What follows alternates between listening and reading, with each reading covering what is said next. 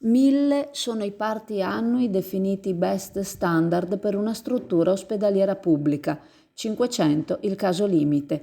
Le strutture dove i parti annui sono inferiori a 500 potrebbero chiudere il reparto. Verrebbero tenute aperte in via eccezionale le strutture che si trovano in particolari condizioni geografiche. A Chioggia nel 2023 i parti sono stati 449.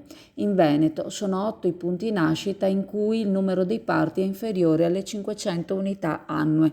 Oltre Chioggia, Asiago 66, Adria con 250, Portogruaro con 273, Valdagno con 325, Venezia con 349, Chioggia appunto con 449, San Donà di Piave con 480 e Castelfranco Veneto con 482.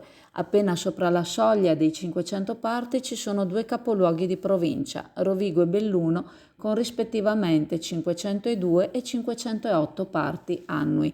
Questi casi saranno ora al vaglio dei tavoli tecnici.